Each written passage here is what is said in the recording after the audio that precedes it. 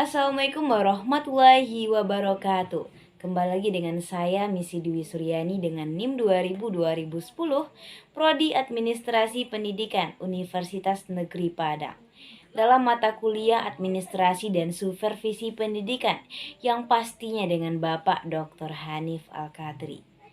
Sekarang kita coba lihat bahwa dalam pelaksanaan kegiatan supervisi pendidikan itu ada proses dan teknik.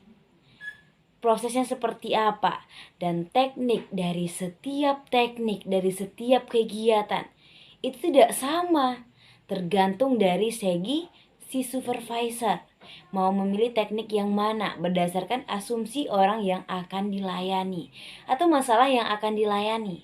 Ini akan mengindikasikan teknik mana yang paling cocok dan yang paling tepat untuk digunakan, untuk dimanfaatkan.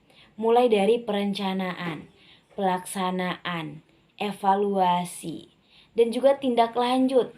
Tindak lanjut dari kegiatan supervisi pendidikan, termasuk teknik yang akan dibahas, yaitu teknik individu, teknik kelompok. Ada juga teknik langsung dan teknik tidak langsung dalam kegiatan supervisi pendidikan.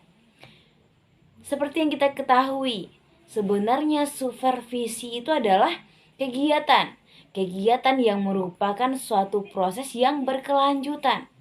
Artinya dia tidak serta-merta terjadi kemudian diambil keputusan, tetapi melalui proses yang begitu panjang. Bahkan bisa sifatnya itu tahunan. Sebuah rangkaian kegiatan yang teratur, kegiatan yang diolah dan semuanya beraturan, yang berhubungan satu sama yang lain,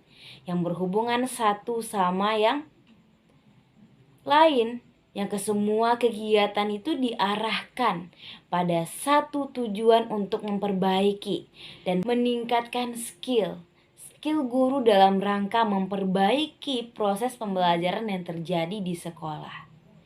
Dan secara garis besar, kegiatan dalam proses supervisi secara umum paling tidak kita bagi kepada beberapa bagian: perencanaan, pelaksanaan, evaluasi, dan tindak lanjut. Jadi minimal kegiatan supervisi yang terjadi atau dilaksanakan sekolah minimal melewati 4 kegiatan, melewati 4 proses. Perencanaan artinya bahwa kegiatan supervisi itu tidak mungkin tidak direncanakan. Semua rencana didesain sedemikian rupa dalam rangka membuat dan menemukan fakta-fakta yang empirik. Kemudian memikirkan bagaimana solusi terbaik, bagaimana teknik yang harus dipilih, serta instrumen apa nanti yang digunakan. Proses yang kedua nanti itu bagaimana pelaksanaannya. Yang ketiga, dalam konteks pelaksanaan sudah dilaksanakan, itu ialah evaluasi. Sejauh mana tingkat keberhasilannya, berapa catatan yang harus dibenahi, berapa waktu lagi yang diperlukan. Termasuk yang terakhir nanti adalah tindak lanjut terhadap guru-guru tertentu yang di dalam proses dan layanan supervisi pendidikan itu. Kita coba menganalisis yang pertama, yaitu perencanaan. Perencanaan supervisi itu seharusnya memang disusun, didesain sedemikian rupa oleh mereka yang dikategorikan atau kita sebut sebagai supervisor, supaya semua menjadi terarah. Pelaksanaan supervisi itu diawali dengan rencana yang awalnya diduga atau justru barangkali dapat mengecewakan banyak pihak. Jadi tidak selamanya kegiatan supervisi pendidikan untuk atau diberikan kepada mereka-mereka yang bermasalah saja. Namanya juga layanan. Berarti untuk apapun problemnya, apapun masalah yang akhirnya memberikan dampak kepada proses pembelajaran. Nah, indikasi ini yang harus diluruskan. Berarti tujuan utamanya ialah duduk dalam rangka memberikan layanan untuk meningkatkan proses, meningkatkan skill, kemampuan, membantu dalam tanda kutip, membantu orang yang mau dibantu. Nah, mengingatkan perencanaan itu menjadi bagian atau merupakan pedoman khusus dan arah dalam setiap pelaksanaan kegiatan supervisi pendidikan. Maka ada beberapa hal yang harus dicantumkan dalam perencanaan yang dibuat atau didesain oleh seorang supervisor. Mulai dari tujuan supervisi. Tujuannya apa? Kemudian alasannya mengapa? Mengapa kegiatan tersebut perlu dilakukan, perlu dilaksanakan. Ada juga bagaimana metode dalam teknik yang mesti dipilih dan dilakukan untuk mencapai tujuan yang telah dirumuskan tersebut. Siapa yang akan dilibatkan atau diikut sertakan dalam proses panjang atau setiap kegiatan yang akan dilakukan selama indikasi-indikasi itu perlu diperbaiki. Nah, waktu pelaksanaan juga termasuk dalam ranah hitung perencanaan. Bahkan hal-hal yang diperlukan dan pelaksanaan serta cara memperoleh hal tersebut dan berbagai solusi-solusi yang mungkin menjadi dasar berpikir untuk menyelesaikan problem tersebut. Jadi banyak yang mesti direncanakan. Yang kedua, kegiatan supervisi pendidikan itu setelah rencana didesain sedemikian rupa, maka saatnya untuk dilaksanakan. Saya ambil satu pendapat dari para ahli Rifai. Rifai mengemukakan bahwa pelaksanaan supervisi pendidikan mengikuti beberapa kegiatan. Nah, apa saja kegiatan itu? Jelas yang pertama adalah pengumpulan data fakta dan empirit untuk membantu pelaksanaan dalam proses pendidikan, mengikuti beberapa kegiatan, membantu dalam rangka pelaksanaan pendidikan tersebut. Nah, yang kedua, melakukan penilaian. Penilaian dilakukan berdasarkan keberhasilan peserta didik, misalnya keberhasilan guru, serta berbagai faktor penunjang dan berbagai faktor X yang kita anggap sebagai hambatan dalam proses ajar mengajar. Yang ketiga adalah mendeteksi kelemahan. Nah, yang keempat menurut Rifai itu adalah memperhatikan kelemahan atau memperbaiki kelemahan. Jika melalui deteksi ditemukan kelemahan, maka di kegiatan keempat ini melakukan perbaikan dan juga peningkatan kemampuan. Kemudian yang kelima melakukan bimbingan dan pengembangan. Kita lanjut ke bagian yang ketiga setelah pelaksanaan itu adalah evaluasi. Nah, supervisi pendidikan kegiatan itu ada 4 kegiatan. Dimulai dari perencanaan, yang kedua pelaksanaan, dan yang ketiga evaluasi, semacam pertimbangan. Evaluasi secara umum memang untuk mengetahui tujuan yang sudah kita capai secara teoritik. Teknik evaluasi itu seperti wawancara, angket, observasi, bahkan tingkah laku guru atau proses pekerjaan, kunjungan kelas. Semua itu bisa menjadi satu titik mendapatkan data yang akurat untuk kemudian dievaluasi.